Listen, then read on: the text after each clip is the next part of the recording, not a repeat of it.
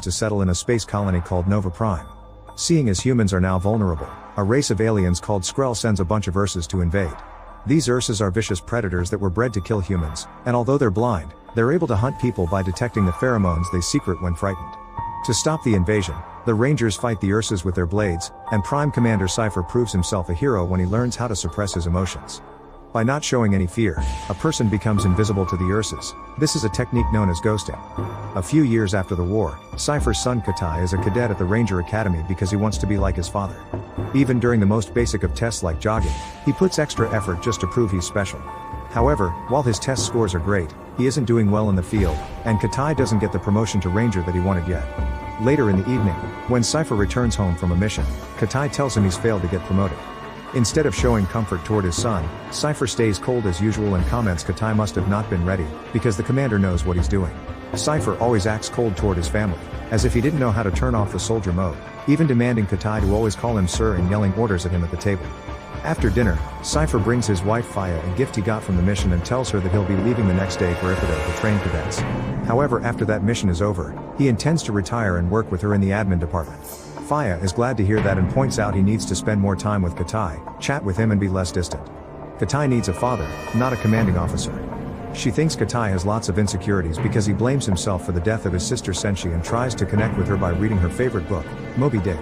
With this in mind, Cypher approaches Katai and tells him he'll come to Iphido with him. Sometime later, the crew gets ready to leave, and Katai notices a ranger with an amputated leg approaching his father to express his gratitude for saving him during the war with the Ursas.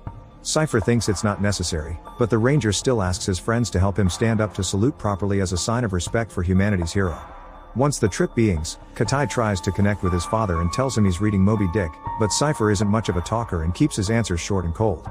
Then he tells Katai that he should sleep for the rest of the journey. Katai pretends to obey, but once Cypher is asleep, he leaves his seat to explore the ship. He finds a mysterious area with warning signs, but he enters anyway, and the guarding rangers immediately scold him for it. However, when they realize he's Cypher's son, they allow him to come in and see their cargo. It turns out they're transporting an Ursa, which will be used to teach the cadets how to ghost. The ranger dares Katai to touch the Ursa's shell and test his emotional control, but when Katai begins walking closer, he begins having flashbacks of the night his sister died. An Ursa had attacked their home, and Senshi put Katai inside a glass containment to keep the monster from smelling him.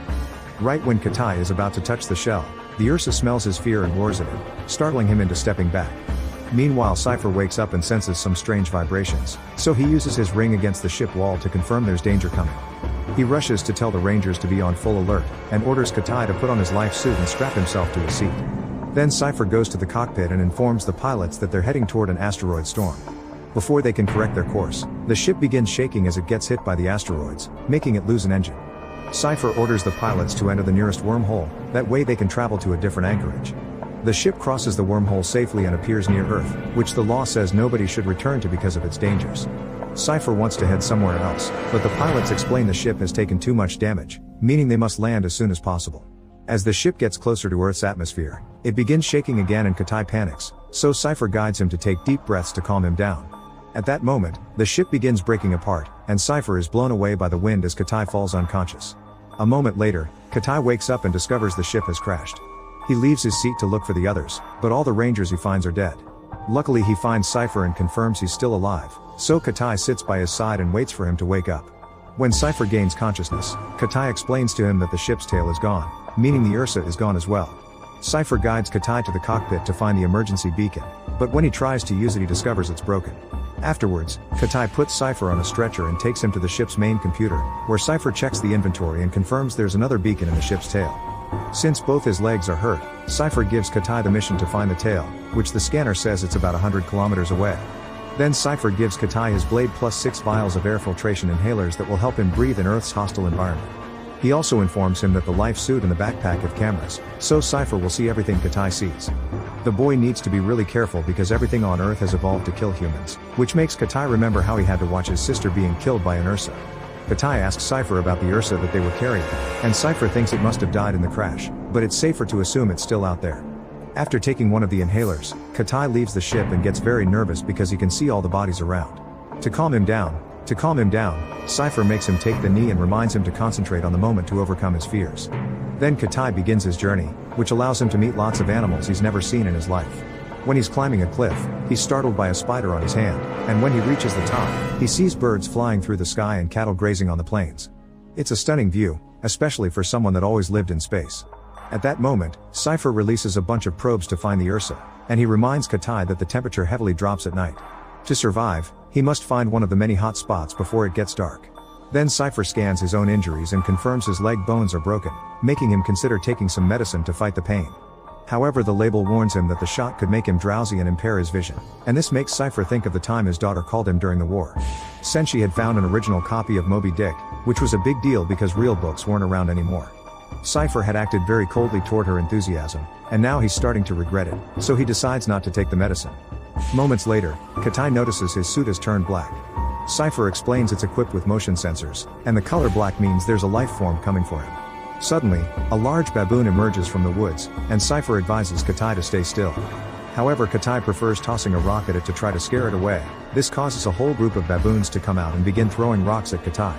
The boy begins running as fast as possible, and Cypher guides him toward the nearest river to keep the baboons from following him.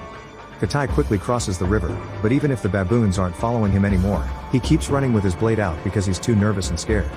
Cypher has to yell at him to make him stop and take the knee so he'll calm down. At that moment, Cypher notices there are toxins in Katai's bloodstream and asks his son to check his body. Katai discovers he has a leech on his hand and immediately takes it off, but the toxin is still in his system. Cypher gives him instructions to inject the antidote, but since he's starting not to feel his hands anymore, Katai has to drop his body on the needle to make it stick and falls unconscious. A few hours later, Cypher notices the temperature is going down and forces Katai to wake up to find a hotspot, which is 10 kilometers away. Katai begins running as fast as he can, and while Cypher watches his son, he hears the computer inform him he needs an arterial shunt to treat his leg. Once again, Cypher refuses to take the medicine and goes through the procedure while enduring the pain.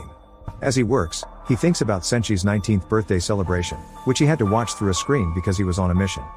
Senshi asked him to blow out the candles on her cake, and Cypher only accepted after lots of begging. The candles went out because younger Katai blew them for him.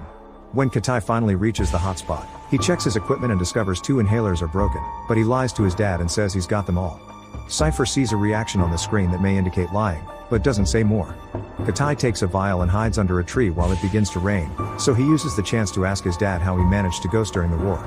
Cypher tells him an Ursa once stabbed him in his shoulder with its pincer, and during the struggle, they fell into the river. The Ursa tried to drown him, but when Cypher accepted his death, the pincer came out because the Ursa couldn't find him anymore. Cypher had understood that fear wasn't real even if anger exists, it's only a thing in people's thoughts about the future. The next morning, Cypher sends Katai to the waterfall because the probes have found some interesting readings. On his way there, Katai sees a pile of dead monkeys, proof of a greater danger. Once Katai makes it to the falls, Cypher makes him check his inventory, and Katai tries to lie about the inhalers again. Cypher calls out his lie and makes some calculations that indicate Katai won't be able to finish the mission without the inhalers, thus he orders him to abort the mission. Katai begins thinking about how he had to watch Senshi die and refuses to do that with his dad, so he tells Cypher he won't be a coward again. In fact, he thinks Cypher is the coward because he hadn't been home to protect his family when the Ursa attacked. Cypher ignores the jab and insists that Katai should turn around, but Katai ignores him and jumps off the falls, using his suit to glide through the air. At that moment, a huge condor shows up and begins chasing him, so Katai tries to steer to hide behind the waterfalls. However, the condor is fast, and as soon as Katai comes out, the bird attacks him. Katai falls unconscious and Cypher loses all communication with him. Moments later, Cypher wakes up in the condor's nest with its chicks. He tries to leave quietly, but suddenly several lions show up, trying to get inside to eat. The condor attacks the pride, but many of them dodge it and keep on trying to enter. Katai manages to throw a lion out, and the condor grabs another, but when a third lion comes in, Katai has no choice but to use his blade. He doesn't want to fight, so instead he cuts a hole in the ground to make the lion fall. Once all the lions are gone, Katai leaves the nest, and he's devastated to see the condor mourning the death of all its chicks. Afterwards, Katai tries to contact his dad, only to discover his communicator is broken. Back in the ship, Cypher gets images from his drone showing the bodies of the rangers hanging on a tree, which means the Ursa is out and about. Cypher decides to record a message for his wife, simply saying he's lost their son. Meanwhile, Katai keeps traveling through the forest and hides inside a cave to avoid the night cold. Inside he finds drawings left by the caveman and many dangerous serpents that he avoids just in time. He makes some calculations about the distance he has left in his inventory. The chances aren't good, but he needs to try anyway. The next morning, Katai leaves the cave and notices the condor is following him. Thinking it wants to attack, Katai begins running away, and soon he needs to use his last inhaler. Afterwards, Katai builds a small raft to sail down the river. When he takes a nap to rest, he dreams of Senshi appearing next to him, and he tries telling her that on the day of her death, he almost left the containment to help her. Senshi doesn't believe him, but she doesn't mind, because she thinks he did the right thing by saving himself. She also thinks Cypher is mad at himself for what happened. Then Katai tries to recite Moby Dick to prove he's been reading it, but Senshi yells at him to wake up. Katai opens his eyes and discovers the raft has reached land. The temperature's starting to drop, so Katai rushes to find a hot spot, but he isn't fast enough and falls unconscious on the ground as the plants surrounding him freeze. Katai thinks he'll die, but when he wakes up in the morning, he discovers something on top of him that kept him warm. It turns out it's the condor, who died to save him as thanks for fighting for its chicks. After thanking the creature, Katai continues his journey. It's getting hard to breathe, but finding a piece of the ship on the ground inspires him to keep going. Moments later, Katai finally finds the ship's tail, and he immediately puts his hands on more inhalers and a new blade. Then he investigates the area and finds the Ursa shell is open, confirming the monster left. Back on the ship, Cypher is dreaming about little Katai handing him his own blade. He's suddenly woken up by Katai's voice because he's found a communicator and the beacon in the ship's tail. Cypher tries to talk to him, but Katai can't hear him because he's in the black zone. Katai doesn't know this and tries to use the beacon anyway, but it doesn't work. Frustrated and desperate, Katai begins throwing a tantrum, but soon he remembers his father's advice and takes the knee to calm himself down. Katai realizes that there's an interference in the area and that climbing the neighboring volcano should allow him to activate the beacon without obstructions. On his way to the volcano, Katai finds the body of a ranger, with the Ursa left there to scare him and trigger his pheromones. Katai tries his best to ignore it and keeps going until he reaches the base of the volcano, where he tries to launch the beacon again and fails. Cypher notices the Ursa on the scanner and hopes his son acts fast before he's found. Then Katai enters a cave to try to find a way to the top of the volcano. Inside he finds the Ursa waiting for him, and the monster immediately attacks, only to get trapped under a pile of rocks in the process. Katai begins running as the Ursa frees itself and chases him, so the boy decides to hide in a pool of water. Back on the ship, the computer starts failing and Cypher loses access to the medical treatment, causing him to begin losing consciousness. Meanwhile, Katai swims toward a source of light that allows him to resurface into a pit. When he starts to climb it to reach the top of the volcano, the Ursa suddenly jumps out of the water and grabs the boy's foot. Katai kicks the beast to send it back into the water, then finishes climbing the pit to come outside. Immediately Katai tries to activate the beacon, but the Ursa returns and jumps on him, hitting him on the rocks and making him drop the gadget. As Katai wiggles on the ground in pain, he remembers the day Senshi protected him and all the advice Cypher has given him, allowing Katai to finally concentrate and overcome his fear, achieving ghosting. The creature loses track of him and Katai takes advantage of its confusion to attack it with his blade. Since the beast can't defend itself, it only takes Kaita a few precise strikes to finally kill it. All this is seen by Cypher before he loses consciousness for good. Afterwards, Katai finally fires the beacon, and in a few hours the Rangers arrive to rescue them. Katai's worried about his dad, but when he checks on him, he confirms he's fine. Cypher forces his sore body to stand up to salute his son with respect for his bravery, but Katai runs to hug his father as he says he wants to work with his mom. For the first time ever, Cypher hugs back and responds he also wants to retire. Make sure to subscribe and turn on notifications so you can watch more videos like this. Thanks for watching.